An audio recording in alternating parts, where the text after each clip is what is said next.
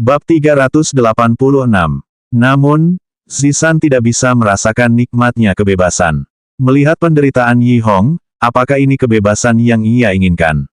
Yi Hong. Zisan berlari ke arah Yi Hong dan memeluknya. Hatinya terasa sakit. Yi Hong hanya sedikit pingsan, tetapi melihat bahwa orang yang disukainya baik-baik saja, Yi Hong merasa puas dan berkata sambil tersenyum, "Zisan, kamu akhirnya bebas. Kenapa kamu begitu bodoh?" Tinjunya memukul dadanya dengan ringan, seperti pacar yang genit. Yi Hong menyeringai dan berkata, "Kakak sering mengatakan aku bodoh." Setelah selesai berbicara, Yi Hong menghadap Yehua dan berteriak hormat, "Yang mulia, terima kasih." "Tidak, karena langkah selanjutnya terserah Anda." Kata-kata ini mengejutkan Yi Hong dan Zisan. Tiba-tiba 3 hembusan napas kuat muncul, yang mengubah wajah cantik Zisan. Mereka adalah orang-orang sang pangeran. "Zisan, sepertinya seseorang datang menjemputmu pulang," kata Yehua dengan tenang, "rombongan itu datang cukup cepat." Yi Hong berdiri perlahan, kekuatan fisiknya pulih pesat, dan berkata sambil tersenyum, "Zisan, kalau begitu aku akan mengantarmu kembali." "Kakak Lu nggak sabar untuk syuting langsung. Dia jelas mau tinggal sama kamu, tapi kamu malah nyuruh dia pergi. Apa kamu sampai kehilangan otot di otakmu? Kalau begitu, pergilah dan pamit. Jangan ganggu suasana hatiku, dan biarkan aku menonton TV," kata Yehua tenang, penasaran apakah Zisan akan pergi. Yi Hong benar-benar mengira Zisan akan pergi, jadi dia ingin mengucapkan selamat tinggal. "Ayo pergi." Nada bicara Yi Hong masih penuh keengganan, tapi mau bagaimana lagi? Ia hanya bisa mempertahankan tubuhnya, tapi tak bisa merebut hatinya. Yi Hong menggenggam tangan kecil Zisan dan berjalan keluar villa. Setelah keduanya pergi, King Yutong menggelengkan kepalanya, bodoh sekali. Semua orang tidak dapat menahan diri untuk mengangguk, bahkan Yehua pun berpikir bahwa Yi Hong cukup bodoh dan tidak mengerti hati wanita. Ini adalah sesuatu yang bisa dipelajari dari dewa ini. Namun, Yi Hong tampak malu dan mengabaikan mereka. Keduanya berjalan keluar dari villa dan kebetulan bertemu dengan rombongan Lin Hong. Zisan tidak ingin melakukan apapun di depan pintu rumah. Dia menghilang bersama Yi Hong. Mereka bertiga tertegun sejenak, lalu mengikuti. Mereka terkejut karena pria itu sepertinya sedang memegang tangan Nyonya Ziyuan. Zisan tiba di sebuah dataran terbuka. Saat itu, Yi Hong sedikit pusing. Ia tak sanggup terbang secepat itu tanpa tenaga. Hidungnya berdarah. Melihat Yi Hong mimisan, Zisan menyeka darah itu dengan lengan bajunya. Saat itu Yi Hong sedang berbaring di pelukan Zisan. Ia membuka matanya dengan linglung, menatap dada Zisan, dan bergumam, "Besar sekali, bulat sekali." Zisan, jika ini ditinggalkan lebih dari sebulan yang lalu, kesan Yi Hong pasti sudah hilang.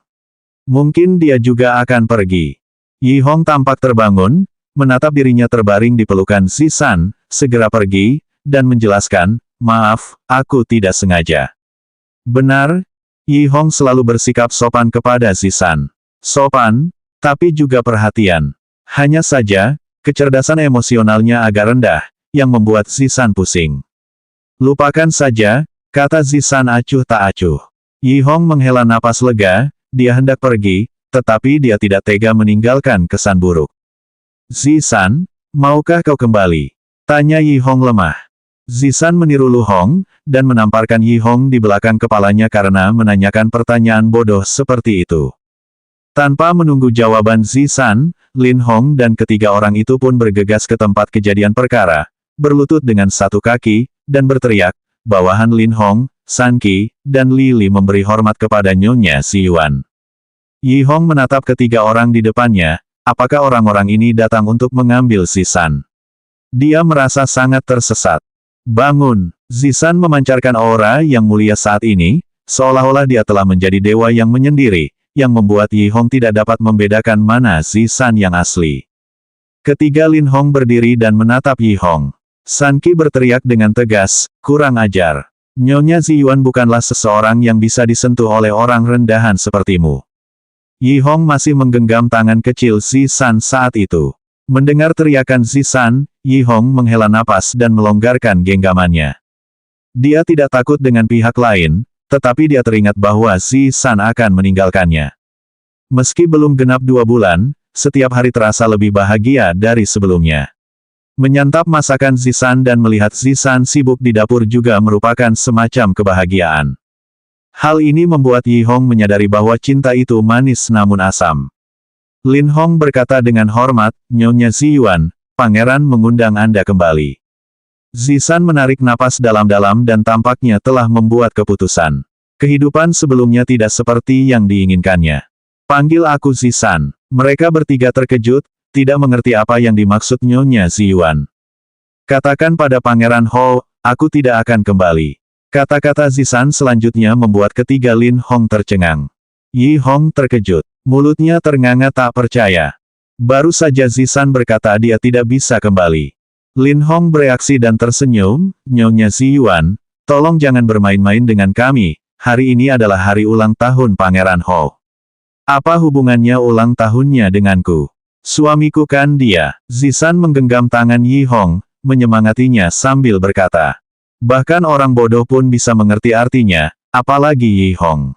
Tentu saja dia bisa mengerti. Bukan saja Zisan tidak akan kembali, tetapi dia juga mengakui identitasnya di matanya. Ya Tuhan, kebahagiaan ini terlalu tiba-tiba. Kali ini aku benar-benar punya istri. Lin Hong mengamati Nyonya Ziyuan dan bergumam, "Nyonya, apakah Anda telah terjerumus ke dalam sihir?" "Jangan khawatir, Pangeran Ho akan menyelamatkan Anda." Zisan mendengus dingin, "Sihir." Dia melingkarkan tangannya di pinggang Yi Hong, berjinjit sedikit, dan menciumnya. Pikiran Yi Hong kosong sepanjang waktu. Dibandingkan dengan ciuman pertama, ciuman kali ini terasa lebih manis. Sebagai seorang pria, Yi Hong tentu tidak akan membiarkan Zisan menanggung beban sendirian. Ia merangkul pinggang Zisan dan menikmati bibir merah Zisan. Situasi seperti itu, keduanya menganggap mereka bertiga seperti udara. Mereka tercengang, melihat selir sang pangeran mencium orang rendahan. Setelah sekian lama, keduanya perlahan terpisah. Seutas benang perak panjang menghubungkan bibir mereka. "Zisan, apa kau benar-benar tidak akan pergi?" Yi Hong tak kuasa menahan diri untuk memastikan. Zisan menunjukkan senyum alami, menatap Yi Hong di depannya, dan berkata, "Jika aku pergi, siapa yang akan memasak untukmu?" Keren sekali. Yi Hong gembira seperti anak kecil dan memeluk Zisan. Memberi itu bermanfaat. Jika Yi Hong tidak berkorban, Zisan tidak akan jatuh cinta padanya. Di dunia ini, tidak ada makan siang gratis. Kamu tidak akan menang lotre 5 juta begitu saja. Jika kedua bersaudara itu tidak membantu ahli, mereka tidak akan mencapai apa yang mereka capai sekarang. Orang baik memang diberi pahala, hanya saja mungkin pahalanya akan terlambat. Bab 387. Tentu saja, ada kemungkinan lain. Orang bodoh diberkati, yang tidak bisa dijelaskan.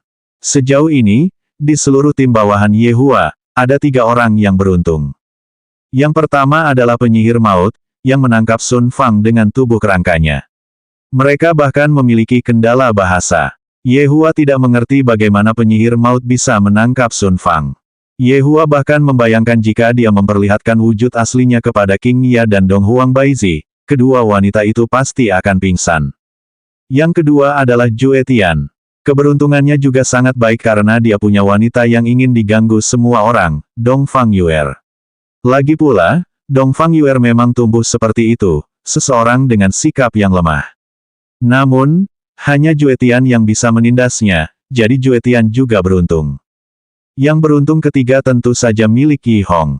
Perbedaan identitas antara Yi Hong dan Zisan sangat besar. Meskipun terikat oleh Yehua, Zisan tidak gentar menghadapi kematian. Namun, di bawah asuhan dan perhatian Yi Hong, Zisan tampaknya perlahan-lahan jatuh.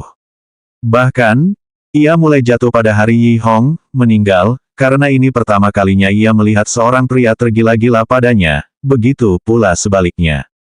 Perasaan ini tak terjelaskan. Yi Hong menggerakkan Zisan dengan sepenuh hati, sementara Jue Tian dan Deat Mage menaklukkan dengan kekuatan brutal. Ada perbedaan. Mari kita bicara tentang orang yang paling tidak beruntung. Tentu saja, Yehua. Celakanya, ia cukup beruntung bertemu 2 wanita yang bahkan tak bisa ia ganggu. Tentu saja, Yehua menyukai mereka. Kalau tidak, kenapa ia harus memanjakan mereka? Bahkan jika mereka sudah berpisah sekarang. Melihat ritme ini, sepertinya Yehua ingin menciptakan tim yang paling peduli. Hehe, jangan terlalu banyak berpikir. Mata Lin Hong memancarkan niat membunuh, dan dia berteriak, Nyonya Ziyuan, tolong perhatikan kata-katamu. Kau mencoreng nama baik Pangeran Hou. Yi Hong telah menjatuhkan Zisan. Sekarang Zisan telah membalas cintanya, dia tidak akan melepaskannya. Dengarkan aku, Zisan tidak akan pergi. Kau harus kembali tidur, teriak Yi Hong. San Qi berteriak dengan marah, dari mana semut ini berasal. Dia bahkan mengucapkan kata-kata kasar dan memanfaatkan Nyonya Ziyuan. Kurasa kau tidak ingin hidup. Zisan menarik Yi Hong ke belakangnya. Lagi pula, Yi Hong yang sekarang tidak punya kekuatan. Mereka bisa membunuhnya dengan sekali jentikan. Kembalilah dan beritahu Pangeran Hou bahwa pernikahan kita telah berakhir. Lin Hong bertanya dengan suara berat, Nyonya Ziyuan, Anda harus memikirkan konsekuensi dari apa yang Anda lakukan sekarang. Itu akan menimbulkan masalah bagi Pangeran Hou. Lin Hong, kau tak perlu menjelaskannya, aku tahu, tapi aku juga ingin menasihati Pangeran bahwa ada orang lain yang lebih kuat darinya. Dia seharusnya tidak main-main. Zisan kini mengerti arti memeluk paha. Jika Yehua adalah pendukungmu, kau tak perlu takut pada pangeran manapun. Bahkan jika keluarga kerajaan datang, kau tak perlu takut. Lin Hong menghela napas. Sebuah bilah hitam raksasa muncul di tangannya. San Qi memegang cambuk panjang, dan Lili memegang sepasang cakar. Ketiga senjata ini adalah benda suci. Pangeran memerintahkan untuk membawa kembali Nyonya Ziyuan. Maafkan kelancangan kami. Pergi. Setelah Lin Hong selesai berbicara, ia melompat sementara pedang raksasa itu menebas Zisan. Dia mengangkat kepalanya, membuat rambutnya menari-nari. Sebuah pita muncul dari lengan bajunya, memancarkan cahaya biru putih. Pita itu menari-nari dengan indah di langit malam. Ledakan. Keduanya menimbulkan suara tabrakan seperti logam, yang menimbulkan gelombang udara besar. Meskipun Yi Hong menjadi orang biasa, ia dilindungi oleh seorang Zisan. Darah mengalir dari telinganya, dan matanya merah. Tekanan seperti itu bukanlah sesuatu yang dapat ditanggung oleh orang biasa. San Qi dan Lili di belakang langsung bergabung dalam pertempuran, Zisan tidak berani gegabah. Ketiganya adalah bawahan Hou Wangye yang tangguh. Efektivitas tempur mereka luar biasa. Kalau Yi Hong tahu dia menyusahkan, dia pasti sudah kabur duluan, agar tidak merepotkan Zisan. Atau kembali dan panggil kakaknya. Lin Hong menatap Yi Hong yang melarikan diri, dan berteriak pada San Qi, tangkap orang itu. Ya, Zisan menatap San Qi yang hendak menangkap Yi Hong dan buru-buru mencoba menghentikannya. Namun, Lili dan Lin Hong menahannya. Ia menyaksikan Yi Hong ditangkap oleh San Qi. Dengan sandera di tangan, Lin Hong dan Lili keduanya berhenti.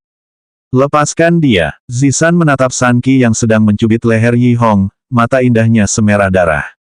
Tekanannya perlahan meningkat, dan gumpalan awan gelap pun muncul. Lin Hong berkata dengan ringan, tidak apa-apa membiarkannya pergi, tetapi kamu harus kembali bersama kami. Baiklah, aku akan kembali bersamamu. Zisan setuju tanpa berpikir. Tidak, jangan. Yi Hong dicekik oleh San Qi, dan sulit untuk mengatakan apapun.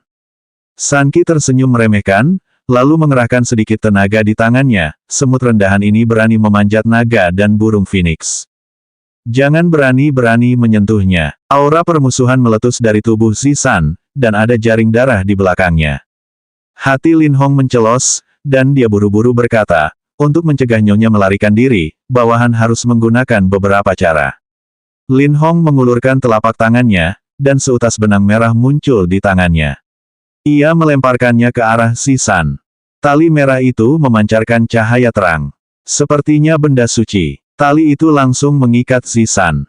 Melihat Zisan ditangkap, pedang raksasa di tangan Lin Hong melesat ke depan. Puci. Pedang raksasa itu menusuk dari belakang, dan ujung pedangnya terlihat di dada. Yi Hong menatap ujung pisau di dadanya dan meludahkan seteguk darah. San Qi dan Lili dicemooh habis-habisan. Bahkan orang rendahan pun berani menyentuh Nyonya Yi Yuan. Zisan benar-benar tercengang melihat mereka membunuh Yi Hong. Bodoh sekali rasanya berpikir mereka akan membiarkan Yi Hong pergi.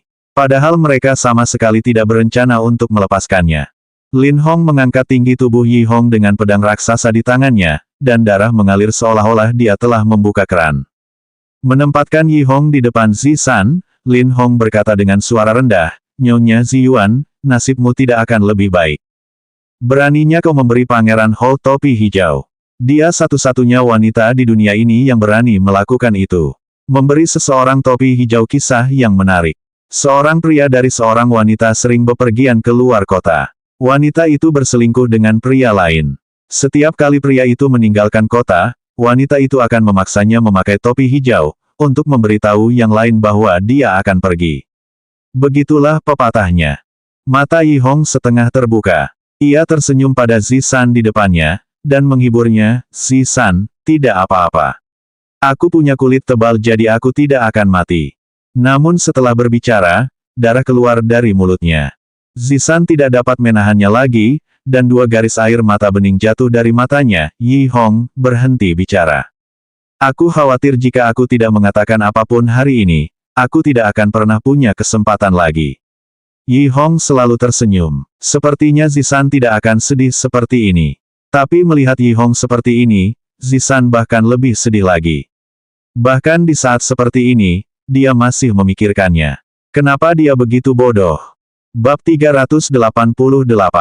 Aku tahu maksudmu. Air mata Zisan bagaikan tanggul yang jebol. Zisan belum pernah meneteskan air mata sebanyak ini seumur hidupnya, tetapi hari ini ia meneteskan air mata untuk orang biasa. Yi Hong tersenyum bodoh, "Itu, uangku tersembunyi di balik meja riasmu. Awalnya aku ingin menyimpannya untuk ulang tahunmu. Sepertinya aku tidak bisa menggunakannya sekarang, tetapi bahkan jika aku tidak bisa menggunakannya, kamu bisa menyimpannya. Kakak dulu sering menipu uangku. Meskipun aku tahu itu untuk kebaikanku sendiri. Apakah lelucon ini tidak lucu? Aku akan mengubahnya." "Yi Hong, jangan katakan apapun." Tangan pedang raksasa Lin Hong bergetar hebat, membuat Yi Hong memuntahkan seteguk darah. Ia menatap Zisan dengan lemah, mencoba bercanda untuk membuat Zisan senang. Lin Hong berkata dengan suara berat, "Nyonya Ziyuan, Tuan Hou pasti sangat marah."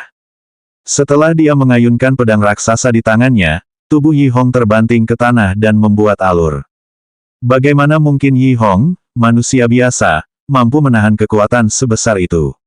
Yi Hong, yang terkubur jauh di dalam tanah, tak bernyawa. Matanya terbuka, dipenuhi keengganan.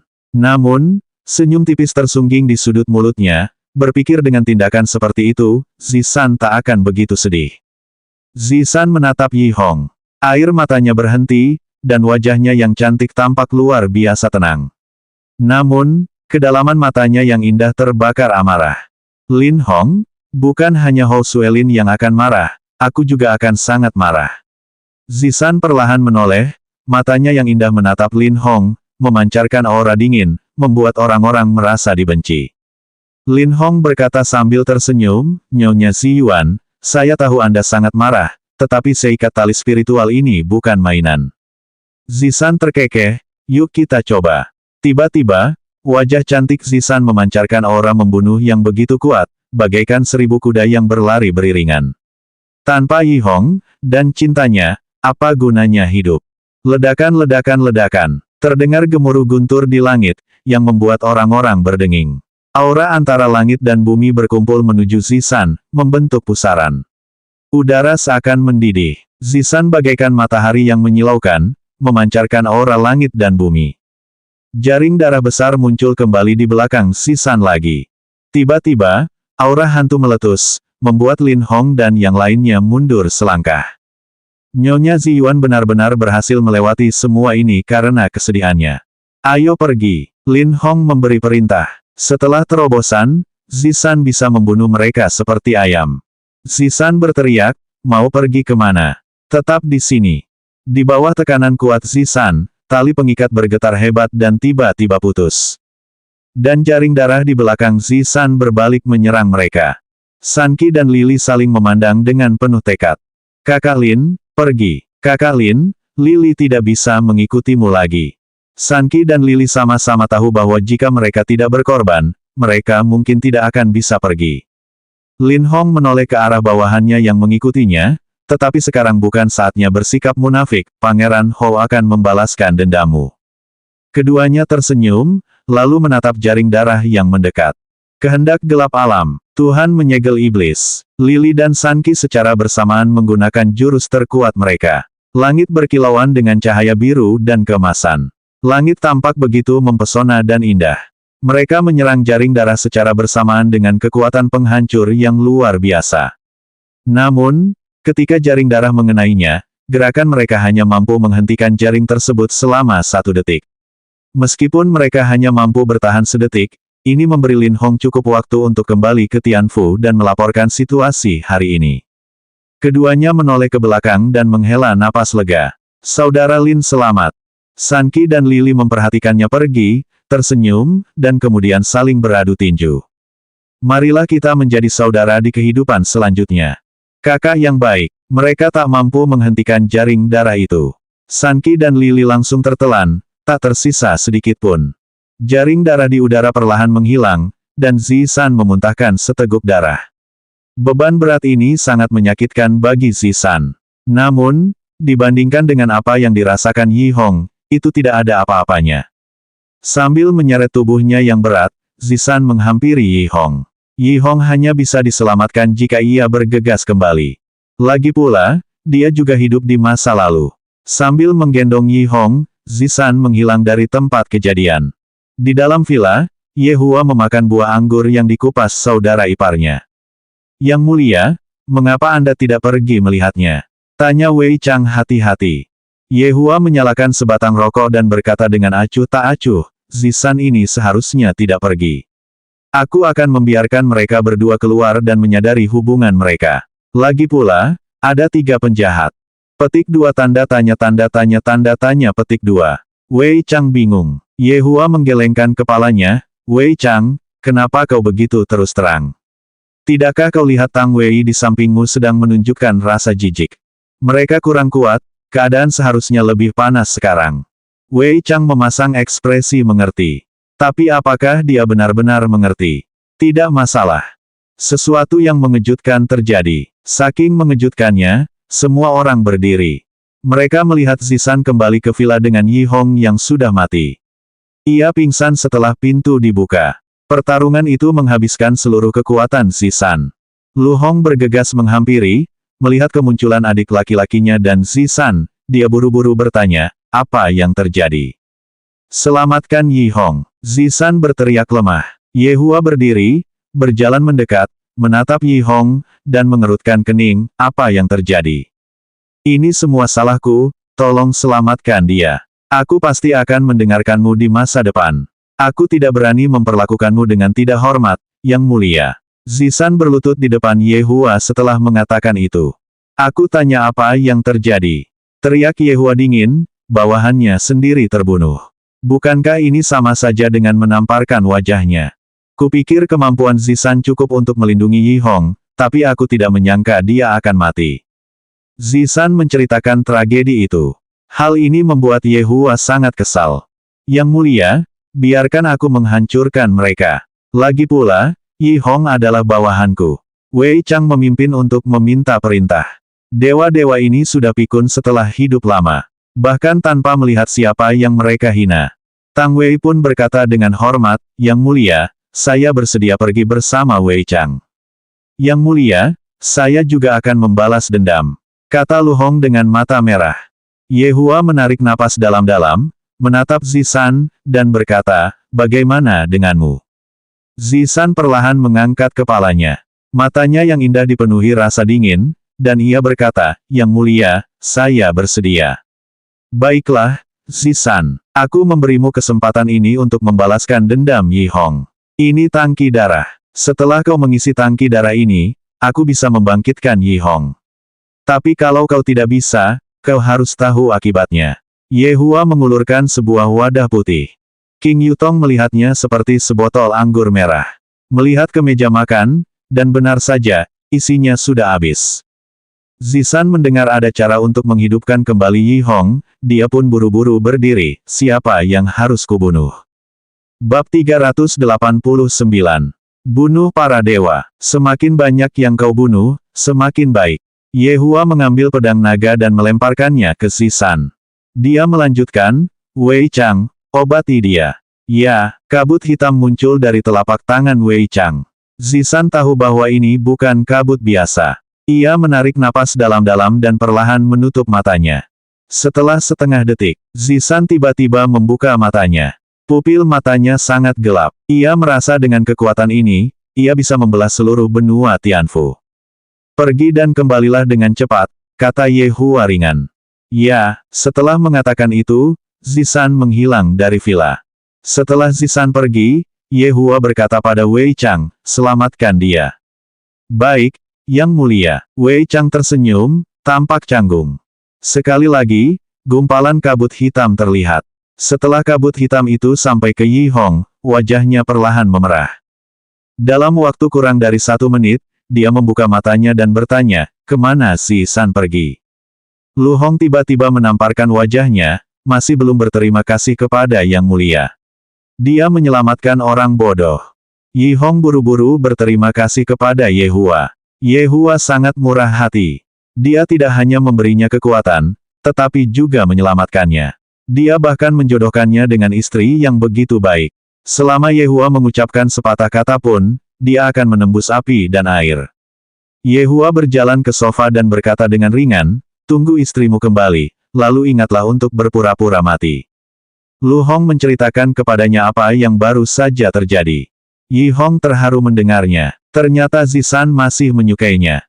Yutong, kupas jeruknya. Kakak ipar, kamu makan terlalu banyak. King Yutong menahan mulutnya. Kalau begitu, pergilah dan potong semangka. Setelah memakan semangka ini, Zisan pasti sudah kembali. King Yutong merasa itu masuk akal. Lagi pula, mereka tidak bisa kembali ke rumah bawahan lagi. Ye Hua sangat sedih ketika mendengar kematian Yi Hong. Ia ingin langsung membunuh pihak lain. Namun, setelah tenang, ia merasa lebih baik membiarkan Zisan pergi, lagi pula, ia sedang istirahat. Saat itu, rumah Hou sudah terang benderang. Pesta ulang tahun jelas belum berakhir, tetapi semua orang penting telah pergi. Hou Suelin duduk di kursi utama, memperhatikan tarian para wanita muda, bertanya-tanya dengan siapa dia akan tidur. Pada saat ini, semua orang melihat Lin Hong berlari menuju mansion. Semua orang menatap ekspresi panik penjaga dengan ragu, apa terjadi sesuatu.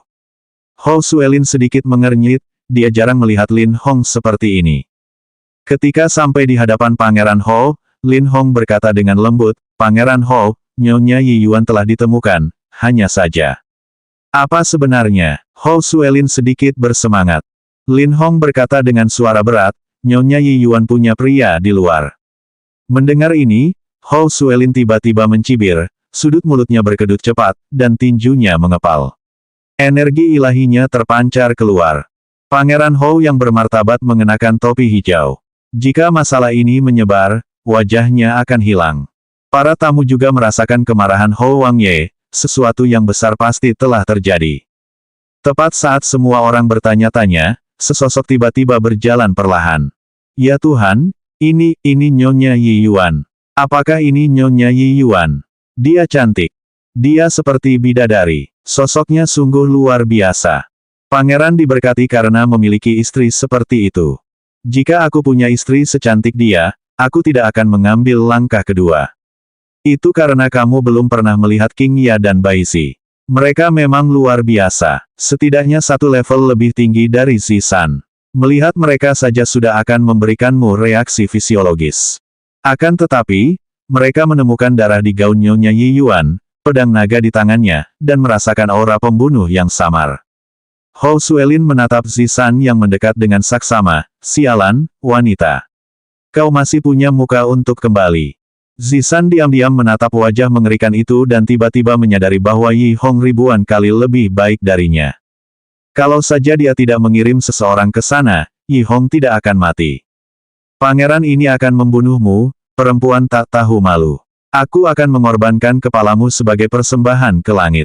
Hou Suelin tak lagi menyembunyikan kekuatannya dan mengerahkan kekuatan ilahinya. Semua orang yang hadir terkejut. Apakah Pangeran Hou gila? Membunuh istrinya. Zisan berkata dengan acuh tak acuh, aku akan menggunakan kepalamu untuk memberi penghormatan pada cintaku. Mendengar ini, semua orang tersentak, pantas saja pangeran begitu marah. Ternyata Zisan punya pacar di luar. Dia bahkan lebih arogan lagi datang ke sini dan bicara soal membunuh pangeran. Dia berani sekali. Tuanku, aku di sini untuk membantu Anda. Tuanku, aku di sini juga untuk membantu. Wanita seperti ini harus diiris dengan 1000 pedang. Aku paling benci wanita yang selingkuh. Zisan mendengus dingin, dan pedang naga di tangannya bergetar. Lalu ia mengangkatnya. Seutas kawat perak tipis muncul di udara, tak terlihat oleh mata telanjang. Kawat perak tipis ini memotong semua yang dilewatinya. Apapun yang tersentuh kawat, semuanya terpotong menjadi 2 bagian. Seorang wanita yang tidak bisa membedakan hidup dan mati, berusaha menggunakan keterampilan serendah ini di depan pangeran ini. Hou Suelin segera memanggil pedang. Saat pedang itu muncul, terpancar kekuatan ilahi yang dahsyat. Senjata ini jelas di atas ranah benda-benda ilahi. Pergi ke neraka, niat pedang Sumeru, teriak Hou Suelin dengan marah. Sumeru adalah gunung suci dalam tradisi Buddha dan Jain. Energi pedang yang membumbung tinggi ke langit memadat. Energi pedang yang mengerikan menyapu ke segala arah, dan energi pedang di tengahnya menyerang Zisan. Benang perak melewati energi pedang, pedang panjang di tangan Hou Suelin, leher Hou Suelin, dan bahkan bangunan di belakangnya. Itu semua terjadi, sementara Hou Suelin masih mempertahankan senyum mengerikan. Energi pedang yang mengerikan itu tidak lenyap dan menyerang Zisan. Tempat itu berubah menjadi kacau balau. Namun, ketika hendak mencapai Zisan, energinya terbagi menjadi 2 bagian dan menyerang kerumunan di sekitarnya. Tiba-tiba terdengar jeritan di mana-mana. 2 energi pedang menyerang kerumunan. Beberapa orang langsung berubah menjadi kabut darah, sementara yang lain bahkan lebih menderita. Lagi pula, mereka harus menanggung rasa sakit seperti patah lengan. Namun, energi darah yang tak terhitung jumlahnya telah terkumpul di dalam wadah di tangan Zisan. Isinya hanya 1/10. Zisan, aku tak menyangka kau masih punya tenaga. Makan pedangku. Hou Suelin tidak merasakan kejanggalan apapun di lehernya. Ia hanya merasakan sensasi dingin. Zisan berkata dengan ringan, kau harus punya pedang dulu. Mata Hou Suelin menyipit, dan dia melihat pedangnya patah di ujungnya. Hou Suelin terkesima dengan sayatan yang rapi itu. Hou Suelin langsung bertanya, Zisan, sihir apa yang kau gunakan? Bab 390. Kenapa kamu tidak melihat tanganmu dulu? Tanya Zisan lembut, tanpa ada gejolak emosi dalam nadanya. Hou Suelin menatap tangan yang memegang pedang. Darah segar muncul dari kulitnya. Jari tengah dan jari manisnya mulai terbelah. Tidak mungkin. Hou Suelin ketakutan. Menatap Zisan, ia tiba-tiba merasakan sedikit dingin di lehernya, seperti bergerak. Dunia di depannya kabur. Tanpa kepala, darah tumpah ke langit bagai air mancur. Tubuhnya jatuh ke tanah. Hou Suelin ingin mengulurkan tangan dan membersihkan cairan di wajahnya, tetapi sia-sia. Tidak, itu tidak mungkin. Tuan Hou, seru Lin Hong. Mata Hou Suelin masih bergerak, menunjukkan bahwa ia belum mati. Terlihat bahwa para dewa tidak semudah itu mati. Bawa aku pergi. Lin Hong buru-buru memeluk kepala Hou Suelin dan segera meninggalkan tempat kejadian, tetapi ketika dia berbalik, dia melihat Zisan. Zisan memegang pedang naga dan menebas. Seluruh dunia tampak sunyi. Hou Suelin terbelah 2 lagi, dan Lin Hong mengalami ledakan darah. Namun, Hou Suelin masih memiliki jiwa primordialnya. Zisan meraih kekosongan, dan jiwa primordial langsung menuju ke tangan kecil Zisan. Apalagi yang mau kau lakukan, dasar wanita bau tak tahu malu. Teriak arwah itu. Zisan tidak bersuara, namun tangan kirinya perlahan mengerahkan tenaga. Hou Suelin panik, Zisan, apa yang kau coba lakukan? Hentikan. Zisan, bagaimanapun juga, kita adalah suami istri. Pasangan abadi. Zisan berkata dengan dingin, aku tidak ada hubungannya denganmu. Hanya kebencian. Bang! Zisan langsung mengusir roh primordial Hou Suelin. Dia tidak menyangka jiwa primordial akan menaikkan wadah darah hingga sepertiga. Hanya saja, adegan ini membuat orang-orang yang masih hidup ketakutan. Pangeran Hou adalah salah satu dari 10 guru teratas, namun ia tewas di tangan istrinya. Ini terlalu kejam. Terlebih lagi, Benda suci di tanah langsung terbelah dua. Senjata macam apa yang memiliki kekuatan sebesar itu? Kurasa penulisnya salah, pedang itu berada di atas wilayah benda suci itu. Ini bukan wanita, ini iblis wanita. Wanita gila yang membunuh tanpa berkedip. Demi menyelamatkan Yi Hong, Zisan rela jatuh. Yi Hong telah menyelamatkannya 2 kali, dan Zisan memahami kebaikan hatinya. Zisan tidak berdarah dingin dan tersentuh oleh kegigihan Yi Hong. Orang-orang harus belajar dari Yi Hong tentang mengejar seorang gadis. Kita bisa melihat betapa baiknya dia padanya. Selama kau menghancurkan garis pertahanan terakhirnya, dia akan menjadi milikmu sepenuhnya sejak saat itu. Sama seperti Zisan saat ini yang hanya memiliki Yi Hong di hatinya. Demi Yi Hong, dia bahkan memulai serangkaian pembunuhan di sini, membasuh seluruh kediaman Hou dengan darah. Setelah sekian lama, melihat darah dalam wadahnya sudah penuh, Zisan menghela napas lega.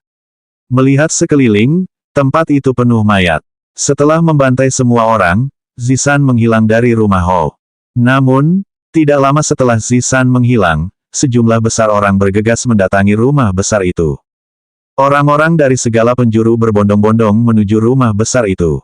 Di bawah malam, makhluk-makhluk panjang seperti naga itu mudah dikenali. Beberapa pasukan bergegas menuju gerbang Hou Mansion.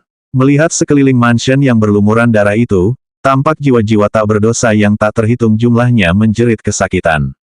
Sebagiannya adalah orang-orang yang datang dari kelompok Wumaan, sebagian lagi dari kelompok Che Hongliang, dan kelompok terakhir adalah dari putra mahkota, Zhu Zengqing.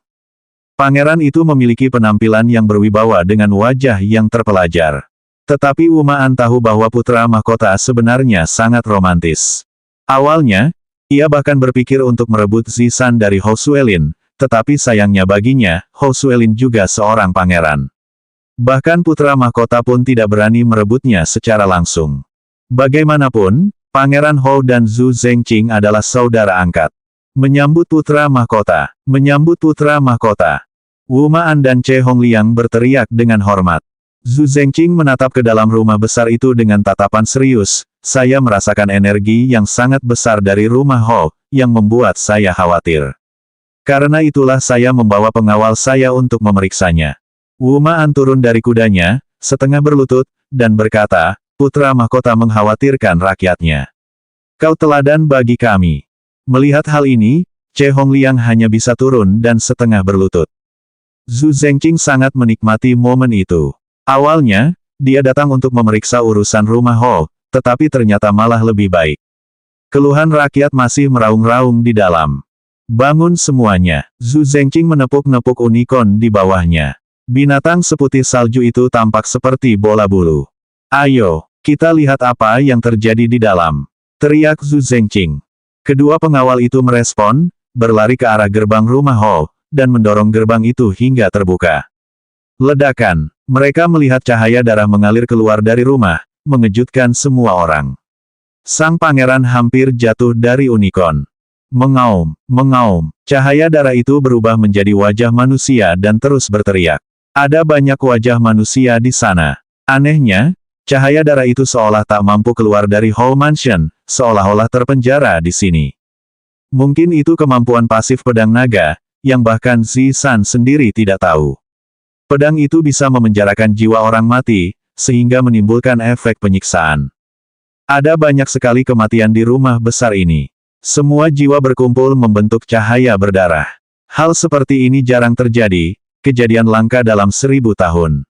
Che Hongliang menatap wajah yang meraung di depannya, dan bergumam, ini cahaya berdarah. Setelah mengatakan ini, wajah semua orang langsung muram, bahkan Wumaan pun sama. Hanya wajah Zhu Zengqing yang dipenuhi keraguan. Apa sih cahaya darah itu? Wumaan, apa itu cahaya berdarah? Tanya Zhu Zengqing keras-keras. Wumaan buru-buru berlutut, putra mahkota, aku tidak berani mengatakannya. Zhu Zengqing mendengus dingin, bahkan jika kamu tidak berani mengatakan apapun, pangeran ini memerintahkanmu untuk mengatakannya. Tetapi, tidak ada tapi. Wumaan menatap Che Hongliang, namun Che Hongliang tampak menghindari tatapannya, seolah berkata, jangan menatapku, pangeran memerintahkanmu untuk mengatakannya. Ayo, apakah kau ingin pangeran ini menghukummu? Wumaan buru-buru berkata, pangeran, Ada pepatah yang mengatakan, ketika cahaya darah muncul, negara akan menghadapi bencana. Zhu Zengqing tertegun setelah mendengar ini, lalu tertawa, omong kosong. Cahaya berdarah itu membuatmu takut seperti itu. Pangeran, ini terkait dengan peruntungan negara, lebih baik laporkan kepada Kaisar. Saran Che Hongliang. Ayah kekaisaran sudah tidur. Tidak bisakah aku yang mengurus masalah sepele ini? Masuklah, Pangeran, untuk melihat apa yang terjadi. Setelah itu, ia melompat dari unicornnya, menghunus pedangnya, dan memimpin. Sebilah pedang menebas ke arah cahaya darah. Ujung pedangnya memancarkan cahaya keemasan yang menyilaukan, dan cahaya darah itu langsung menghilang. Cahaya darah ini merupakan simbol kematian atau ramalan. Cahaya ini tidak memiliki sifat yang menyinggung. Selanjutnya bab 391.